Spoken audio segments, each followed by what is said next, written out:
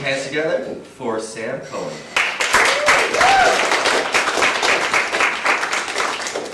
What's up, guys? Hey, I was walking down the street and I saw this guy wearing a pink top hat, purple suit, alligator shoes. I'm thinking, the guy's got to be a pimp, right? My second thought is, man, I would love to be a pimp. I mean, how hard could it be? You know, really all you got to do is just find a couple of hoes, you know. Actually, I just met two in Times Square last night, you know. Unfortunately, it turns out they were both dudes. Won't get into how I found that out, but both dudes. Only in New York, right? Yeah, and Thailand.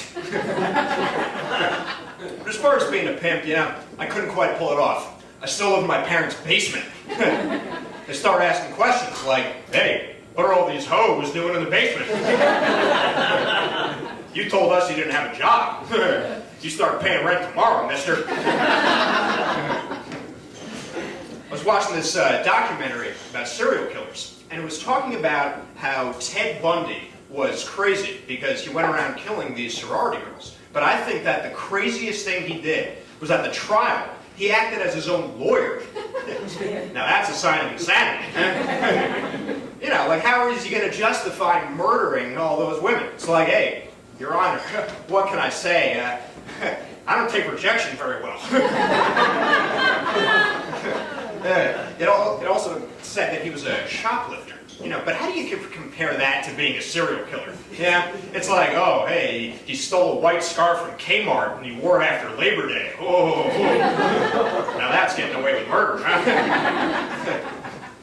He was also talking about Son of Sam, who claims that a dog told him to kill people. Yeah, how does that work, right?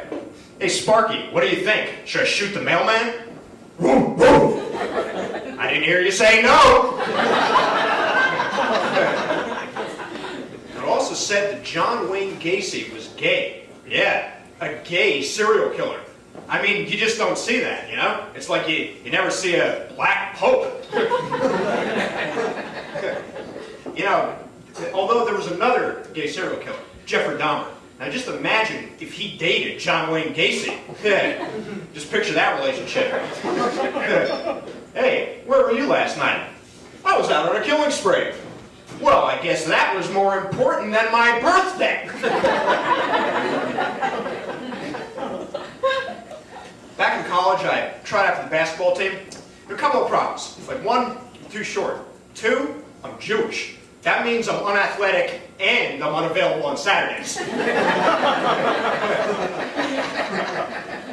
went to the tryouts anyway.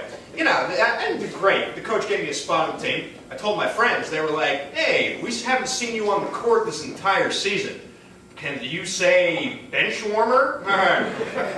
Like, actually, I was on the court at every game. Can you say mascot?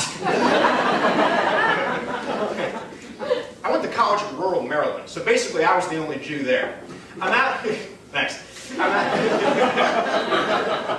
out on a date with this girl. You know, she asked what religion I am. I said Jewish. She's like, really? I never met a Jew before.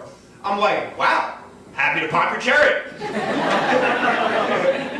Yeah, she was like, I always wondered, do Jews celebrate Christmas? No. Well, do they celebrate Easter? I'm like, well, if we don't celebrate the first coming of Christ, sure as hell I'm going to celebrate the second. Although as far as Easter, I gotta confess, those Godiva chocolate bunnies are delicious. I was thinking about that story in the Bible, you know, where Moses parted the Red Sea. What if that whole thing didn't work, you know? What if he just stood there?